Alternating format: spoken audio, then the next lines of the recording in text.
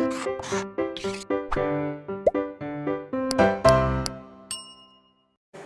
बच्चों, welcome to our study channel blueprint digital. मैं सचिन शर्मा आपका फिजिक्स टीचर आपका वेलकम करता हूं हमारे आज के इस लेक्चर में। और लेक्चर क्या है हमारा? प्रकाश का व्यतिकरण यानी कि इंटरफेरेंस ऑफ लाइट, अध्याय 7 कक्षा 12 का पार्ट 2 हमारा चल रहा है। तो इसमें आज हम पढ़ने वाले हैं व्यतिकरण के बारे में कि प्रकाश तरंगें कैसे व्यतिकरण करती हैं। इस चैप्टर में आगे बढ़ने से पहले हम पुराने चैप्टर पर थोड़ा सा रिकॉल कर लेते हैं कि हमने पिछले चैप्टर में क्या क्या पढ़ा है। तो पिछला चैप्टर था प्रकाश का तरंग सिद्धांत, जिसमें न्यूटन ने कणिका सिद्धांत दिया था और हाइगेंस ने प्रकाश का तरंग सिद्धांत दिया था। और प्रकाश के तरंग सिद्धांत पे ही उसने द्वितीयक तरंगिकाओं का सिद्धांत भी दिया था, जो कि हाइगेंस द्वारा ही दिया गया था। तो यहाँ पर प्रकाश के हमने विभिन्न गुण बताए आपको कि प्रकाश में विवर्तन भी होता है, प्रकाश में ध्रुवण भी होता है, प्रकाश में व्यतिकरण भी होता है, प्रकाश में ऊष्मीय प्रभाव भी होता है, प्रकाश का फोटो इलेक्ट्रिक इफेक्ट यानी कि प्रकाश विद्युत प्रभाव भी होता है। इसी प्रकार कई सारे प्रभाव जो है प्रकाश दिखाता है, यानी कि ये उसके गुण हैं। तो इसी प्रकार न्यूटन ने और हाइगेंस ने भी अपने अपने सिद्धांत दे दिए। कणिका प्रकृति का सिद्धांत मिला न्यूटन से, तो वहीं जो है हाइगेंस का सिद्धांत हमें किससे मिला? जो हमारा प्रकाश तरंग का सिद्धांत किससे मिला? हाइगेंस से मिला। बेसिकली जो न्यूटन का कणिका सिद्धांत था वो दकार्ते ने दिया था। दकार्ते के सिद्धांत को न्यूटन ने जो है संशोधित किया और संशोधित करके अपनी पुस्तिका में दे दिया। ठीक है, तो जब उन्होंने अपनी पुस्तिका में दिया तो ये फेमस हो गया। फेमस होने के कारण इसे न्यूटन का ही कणिका सिद्धांत बताया गया। अब इसी आधार पर समतल तरंगाग्र, बेलनाकार तरंगाग्र और जो है आपका गोलीय तरंगाग्र को समझाया गया। तो ये बेसिकली हमने पिछले चैप्टर में पढ़ा है। तो जो भी स्टूडेंट्स हमें इस वीडियो में ज्वाइन किया है जिन्होंने पहली बार, वो हमारे प्लेलिस्ट में जाकर यानी कि ब्लूप्रिंट डिजिटल की प्लेलिस्ट में जाकर हमारे उस चैप्टर को और पिछले सारे चैप्टर्स को वो देख सकते हैं। तो बहुत ही अच्छी तरह से इनोवेटिव तरीके से हम पढ़ाने का प्रयास कर रहे हैं आपको। तो हमारे वीडियोस को आप देखें और साथ में उसको सब्सक्राइब जरूर कर लें, क्योंकि सब्सक्राइब करने से क्या होगा कि आप पे हमारे रेगुलर नोटिफिकेशन जाते रहेंगे और साथ में बेल आइकन दबाना ना भूलें। आइए स्टार्ट करते हैं। प्रकाश का व्यतिकरण। प्रकाश का व्यतिकरण होता क्या है? जल की सतह पर तेल की पतली परत तथा साबुन के जो घोल होता है उसके बुलबुले को यदि हम सूर्य के प्रकाश में विभिन्न स्थितियों में देखने का प्रयास करें तो हमें उसमें अलग अलग रंग दिखाई देते हैं। तो ये रंग क्यों दिखाई देते हैं, ऐसा क्यों होता है? ये सब होता है प्रकाश के व्यतिकरण की घटना के कारण। प्रकाश के व्यतिकरण केवल प्रकाश तरंगों में ही नहीं होता। प्रकाश तरंगें क्या हैं? विद्युत चुम्बकीय तरंगें। केवल विद्युत चुम्बकीय तरंगों में ही नहीं होता, बल्कि ये ध्वनि तरंगों में भी होता है। और ध्वनि तरंगें क्या होती हैं? यांत्रिक तरंगें होती हैं। तो इस प्रकार इस अध्याय के अंदर हम व्यतिकरण पर चर्चा करेंगे। तो व्यतिकरण पर चर्चा करने के लिए हमने यहाँ पर तरंग के अध्यारोपण का सिद्धांत लिखा है, यानी कि principle of superposition of waves. तो पहले इसको थोड़ा समझ लेते हैं, क्योंकि व्यतिकरण तो अध्यारोपण के कारण ही होगा। तरंग एक माध्यम में चलेंगी और अध्यारोपित होंगी। अध्यारोपित का मतलब एक दूसरे पर अति व्याप्त होंगी, यानी कि एक दूसरे को कोलाइड करेंगी। वो ही अध्यारोपण का सिद्धांत है। और इस अध्यारोपण के सिद्धांत के कारण ही व्यतिकरण तरंगों में होता है। तो कैसे होता है इसकी डेफिनेशन पढ़ते हैं। जब किसी माध्यम में दो या दो से अधिक प्रगामी तरंगें एक साथ संचरित होती हैं तो माध्यम के किसी कण का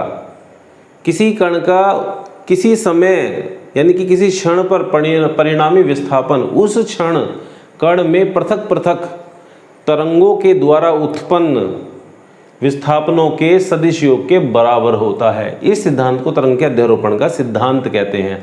तो किसी क्षण माध्यम में हमने मान लिया कि कोई हमें समय में ले लिया हमने उस और माध्यम में कोई कण ले लिया, तो कण का माध्यम में संचरित तरंगों के कारण विस्थापन कितना है? y1, y2, y3। जब तरंगे इस प्रकार से संचरण करती हैं तो हमने कहते हैं कि दो तरंगे संचरण कर रही हैं। कैसे कर रही हैं? दो तरंगे संचरण कर रही हैं। तो इसी प्रकार इसका जो है व्यतिकरण हो जाता है, यानी अध्यारोपित हो जाती हैं। तो देख रहे हो आप ये किस तरह से यहाँ पे एक दूसरे पे मिल रही हैं ये। तो इस प्रकार से ये तरंगें मिल जाती हैं और अंत में एक परिणामी तरंग बन जाती है। तो यहाँ एक क्या बन जाएगी? परिणामी तरंग बन जाएगी इस प्रकार से। तो ये परिणामी तरंग होगी, ये अध्यारोपण के कारण ही बनती है। तो हम ये कहते हैं कि कोई कण है, उसका दोनों तरंगों के द्वारा विस्थापन कभी ये हो जाता है, कभी ये हो जाता है, कभी ये हो जाता है। तो परिणामी विस्थापन क्या हो जाता है? पहली तरंग ने ये विस्थापन करा, दूसरी तरंग ने ये विस्थापन करा, यदि तीसरी तरंग भी हो इसमें तो तीसरा भी y3 कर देगी विस्थापन। तो तीनों के अध्यारोपण से जो फाइनल तरंग बनी, अंतिम तरंग बनी, परिणामी तरंग, तो उसके द्वारा कण का विस्थापन टोटल कितना हो गया, तो वो निकलता है y बराबर y1 plus y2 plus y3 plus and so on. तो इस प्रकार से उसका हम विस्थापन निकाल सकते हैं। अब हम दो बिंदु और देखते हैं।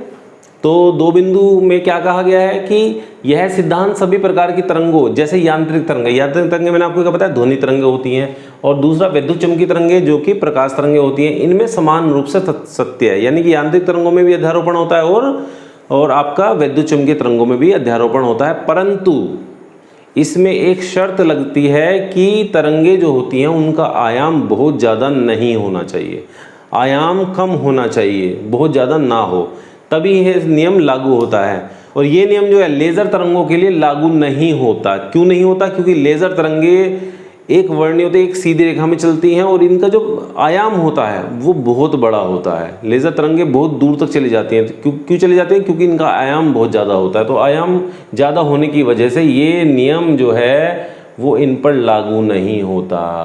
ठीक है, इन पर लागू नहीं होता। इस वजह से लेज़र तरंगों पर यह अध्यारोपण, लेज़र तरंगें अध्यारोपित नहीं होती हैं। बच्चों अब देखते हैं दो तरंगों का व्यतिकरण, यानी कि इंटरफेरेंस ऑफ टू वेव्स। दो तरंगों का व्यतिकरण कैसे होता है? जब समान आवृत्ति की दो तरंगें एक साथ एक ही माध्यम में और एक ही दिशा में चलती हैं तो उनके अध्यारोपण से किसी बिंदु पर परिणामी तरंग की परिणामी तीव्रता उनके अलग अलग तीव्रताओं के योग से क्या होती है? भिन्न होती है। अलग अलग तीव्रताओं के योग से भिन्न होती है। किसी बिंदु पर तो वह बहुत ज़्यादा हो जाती है तीव्रता, और किसी बिंदु पर तीव्रता बहुत कम हो जाती है, यानी कि न्यूनतम हो जाती है। तो ऐसी घटना को हम क्या कहते हैं? दो तरंगों का व्यतिकरण कहते हैं। तो दो तरंगों की व्यतिकरण की घटना में जो है हमने परिभाषा लिखी है। तो परिभाषा क्या होती है? जब समान आवृत्ति की दो तरंगों के बीच अध्यारोपण होता है तो ऊर्जा के पुनर्वितरण के कारण माध्यम के कुछ बिंदुओं पर परिणामी तीव्रता अधिकतम हो जाती है। क्या हो जाती है? अधिकतम हो जाती है। कुछ बिंदुओं पर परिणामी तीव्रता न्यूनतम हो जाती है।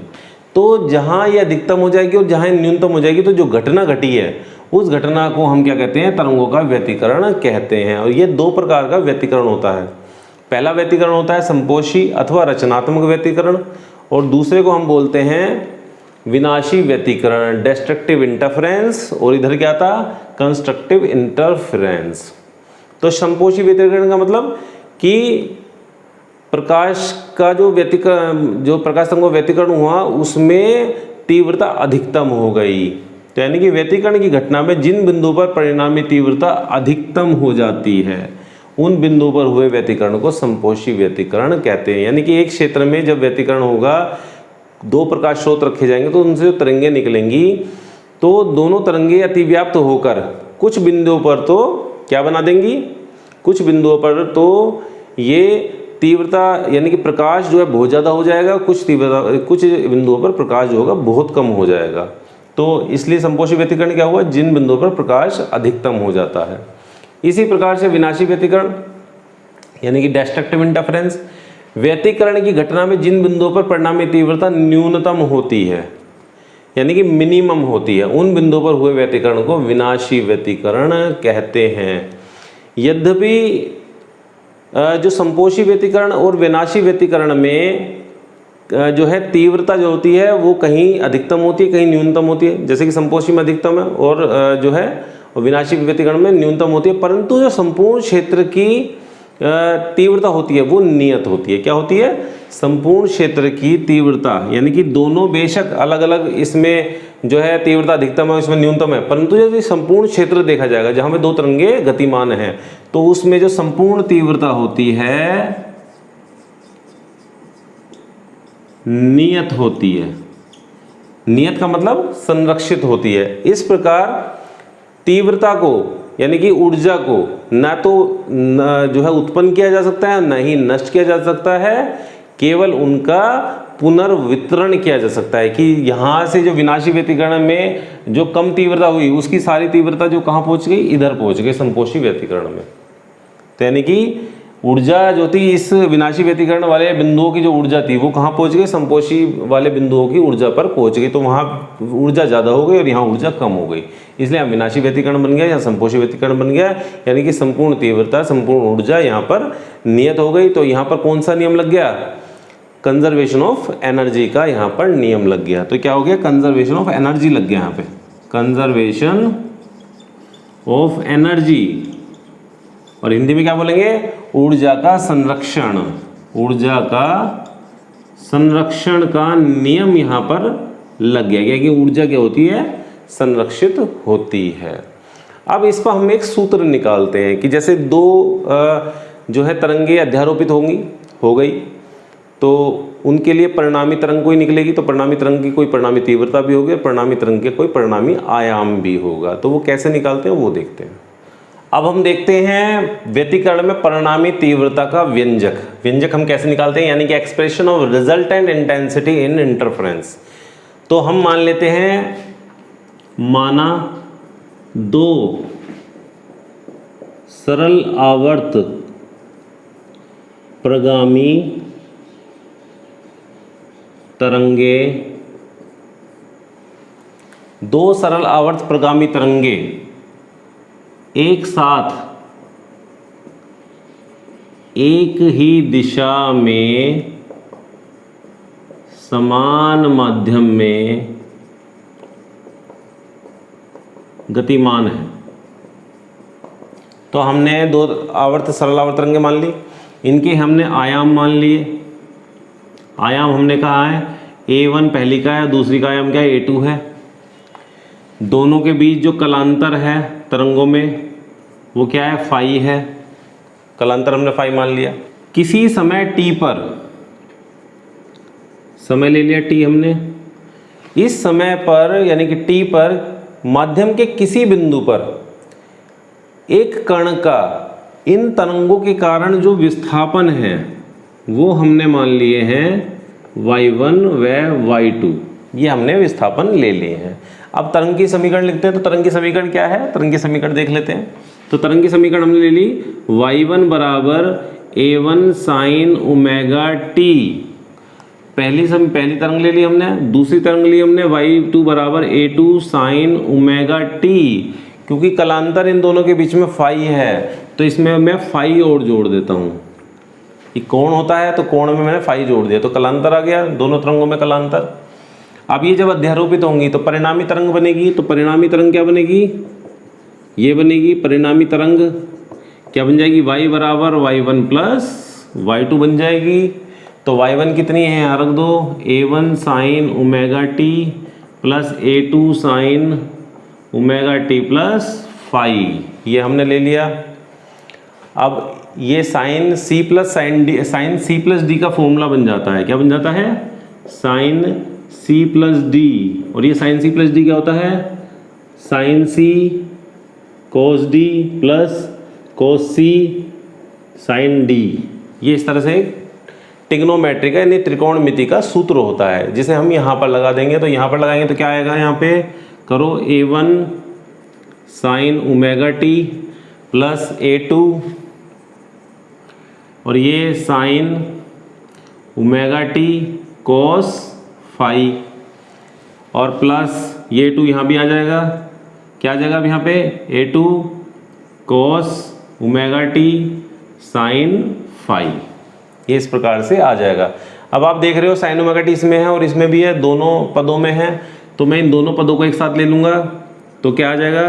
और इनका साइन ओमेगा टी मैं बाहर निकाल लूँगा और इसे ब्रैकेट में बंद कर दूंगा। तो मैं क्या करूँगा? a1 मैंने छोड़ दिया, साइन ओमेगा टी को मैंने यहाँ से हटा दिया। क्या बचा? प्लस बचा, a2 बचा, साइन ओमेगा टी यहाँ से हट गया तो क्या बचा? कोस फाई बचा।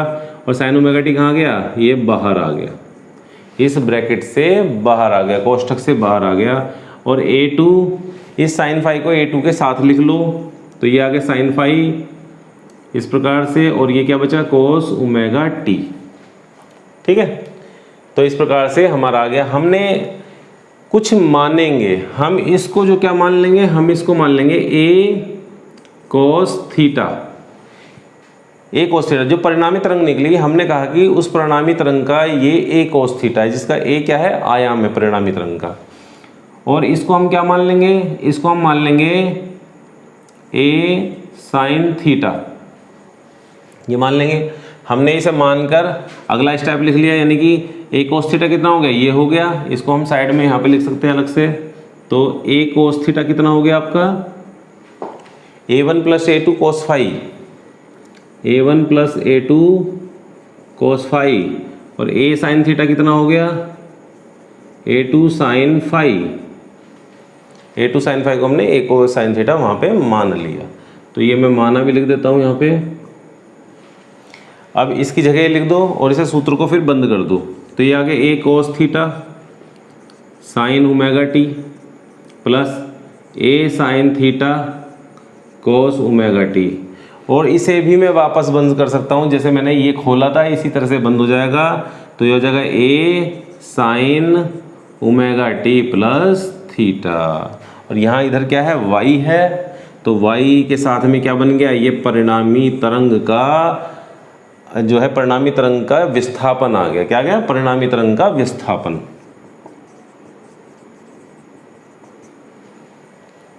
अब हम देखते हैं कि हमने ये लिया है, ये और ये लिए हैं, इसको हम दोनों का स्क्वायर करेंगे, दोनों का वर्ग करेंगे। यानी कि पहले एक समीकरण ये और एक समीकरण ये, दोनों के समीकरण का वर्ग करेंगे। यानी कि मैं समीकरण को इसको मान लेता हूँ 3 समीकरण है और ये समीकरण 4 है। 3 और 4 का मैं वर्ग कर देता हूँ, ठीक है। तो 3 का वर्ग और 4 के वर्ग में इसे जोड़ देता हूँ। तो ये इससे क्या आएगा, समीकरण 3 का वर्ग और समीकरण 4 का वर्ग, ये मैंने समीकरण ले लिया यहाँ पे, समीकरण। तो a कोस थीटा का स्क्वायर क्या गया, a square cos square theta, मैंने इसका स्क्वायर कर दिया और फिर इसमें जोड़ दूँ a square sine square theta, क्या गया, a square sine square theta, ये बराबर आ गया। और इधर क्या आ जाएगा, a1 plus a2 cos phi का whole square, a1 plus a2 cos phi का होल स्क्वायर, और इसमें क्या जोड़ दिया है, नीचे वाले का वर्ग जोड़ दिया, a2 square sine square phi, ये मैंने जोड़ दिया। इसको मैं हल करूँगा अभी। तो हल करने में आप देखोगे कि a स्क्वायर, यहाँ a स्क्वायर इसमें भी है, इस वाले पद में भी और इस वाले पद में भी है, एक मैंने बाहर निकाल लिया, तो अंदर क्या बचा, कोस स्क्वायर थीटा, और यहाँ बचा साइन स्क्वायर थीटा। और इसका ब्रैकेट का जो स्क्वायर है इसको हल करो, तो हल करोगे तो क्या आ जाएगा, a1 का स्क्वायर, इसका स्क्वायर आ जाएगा, प्लस इसका स्क्वायर आ जाएगा a2 का स्क्वायर कोस स्क्वायर फाई, और इन दोनों की गुणा का दुगुना आ जाएगा, plus 2a1 a2 cos phi, और प्लस में क्या है, a स्क्वायर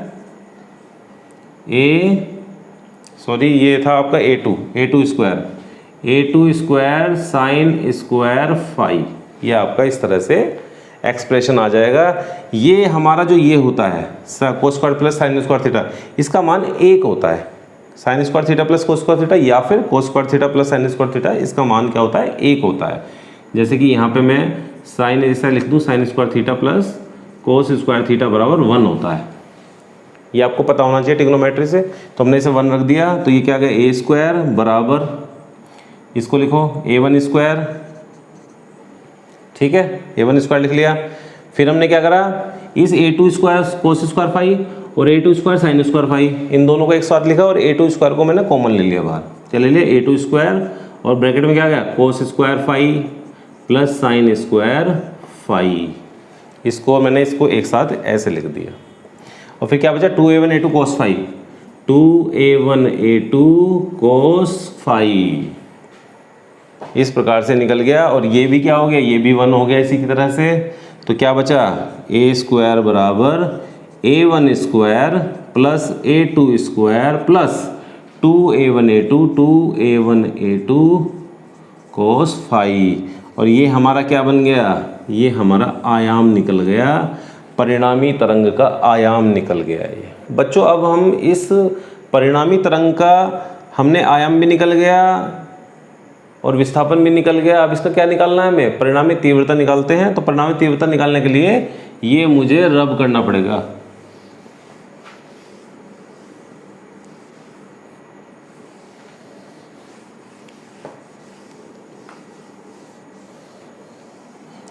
हम पे सूत्र जो आया है नीचे, इसको मैं ऊपर लिख लेता हूँ, a स्क्वायर बराबर A1 square A2 square plus 2A1 A2 cos phi, ये आ गया। अब हमें पता है कि जो तीव्रता होती है, क्या होती है, तरंग की जो तीव्रता होती है वो अनुक्रमानुपाती होती है आयाम के वर्ग के। किसके होती है? आयाम के वर्ग के अनुक्रमानुपाती होती है। यानी कि I प्रोपोर्शनल होती है A स्क्वायर के। और यदि प्रोपोर्शनल यानी कि अनुक्रमानुपाती का चिन्ह मैं हटाऊं तो I बराबर KA स्क्वायर आ जाएगा। और K क्या है यहाँ पे? ये एक नियतांक है। क्या है ये? एक नियतांक है। तो मैं इस समीकरण में K से गुणा कर देता हूँ। क्या कर देता हूँ? गुणा। K स्क्वायर बराबर KA1 square KA2 square 2KA1 A2 cos phi, ये लिख दिया मैंने। तो हमारा क्या होगा? ये K स्क्वायर क्या है? I है, तो ये I का स्क्वायर आ गया। नहीं सॉरी, ये I आ गया केवल। ये I1 आ गया, ये I2 आ गया आपका। ये I1 ये I2, पहली तरंग की तीव्रता दूसरी तरंग की तीव्रता प्लस 2, इस K की जगह में लिख देता हूँ रूट K गुणा रूट K। किसी भी संख्या को इस तरह से रूट में गुणा करके दो बार लिखा जा सकता है। यदि इन दोनों का आप गुणा करोगे तो K का स्क्वायर आ जाएगा और रूट जो है स्क्वायर से कट जाएगा तो K ही बचेगा ये वाला। तो आगे A1 A2 कोस फाई, इसे और हल करते हैं तो क्या आ गया? I1 प्लस I2 प्लस 2 ऐसे कैसे ही रूट के A1 एक साथ ले लिया, इस रूट को दूसरे के A2 के साथ ले लो, रूट के और A2 इस प्रकार से, और बाहर क्या है? Cos phi. अब आप एक चीज़ देखोगे, इस चीज़ से, इससे ये जो है आपका, इससे क्या निकल सकता है? इससे आपका ऐसे निकल सकता है I बराबर KA स्क्वायर। जो आपका ये था, यदि मैं दोनों तरफ का रूट कर दूं, क्या कर दूं? इसे रूट I कर दूं तो ये कितना हो जाएगा? रूट K हो जाएगा और ये A बचेगा। तो यही दिखाया हुआ है यहाँ पे। तो रूट के A1, तो यानी इसकी जगह क्या आ जाएगा? रूट I1 आ जाएगा। I1 plus I2 plus 2 root I1 आ जाएगा, और इसकी जगह क्या आ जाएगा? रूट I2 आ जाएगा, और ये कोस फाई आ जाएगा। तो इस प्रकार से हमारी ये परिणामी तीव्रता निकल जाती है। और ये परिणामी तीव्रता दोनों तरंगों के कलांतर पर निर्भर करती है, क्योंकि इसमें फाई जो है अभी बचा हुआ है। इस प्रकार से परिणामी तीव्रता हम लोग निकाल सकते हैं। तो बच्चों, आपको वीडियो पसंद आया होगा। यदि वीडियो आपको पसंद आया है तो आप इसको लाइक कीजिए, सब्सक्राइब कीजिए, शेयर कीजिए, अपने साथी मित्रों को इसके बारे में बताइए कि जो लेक्चर्स हैं वो हमारे कहाँ से देख सकते हैं। वो यूट्यूब के जो हमारा ब्लूप्रिंट का चैनल है वहाँ से उसकी प्लेलिस्ट में जाकर ये आपको मिल जाएंगे। तो बच्चों, अब हम नेक्स्ट टॉपिक में मिलते हैं। तो नेक्स्ट टॉपिक यानी कि नेक्स्ट लेक्चर। तो नेक्स्ट लेक्चर में हम क्या करेंगे कि जो हमारी ये समीकरण आई है परिणामी तीव्रता की, इस परिणामी तीव्रता को हम देखेंगे कि ये संपोषी व्यतिकरण के लिए और विनाशी व्यतिकरण के लिए कैसे तैयार होती है, कैसे बनती है। तो उसमें हम विनाशी व्यतिकरण में और संपोषी व्यतिकरण में इसको देखेंगे। साथ में हम कलांतर और पथांतर के बारे में भी वहाँ पर चर्चा करेंगे, और साथ में कुछ न्यूमेरिकल्स पे भी हम चर्चा करेंगे जो कि इन इक्वेशंस पे और इस तरह की इक्वेशंस पे आधारित आ जाती हैं। तो वो बहुत ही इंपॉर्टेंट रहेंगे। तो वो आप उसके लिए हमें नेक्स्ट हमारे लेक्चर को ज्वाइन कीजिए, तो हमारे साथ कंटिन्यू कीजिए। Till then goodbye, and next lecture में हम लोग कंटिन्यू करेंगे। तो thank you very much for watching our videos. Thank you.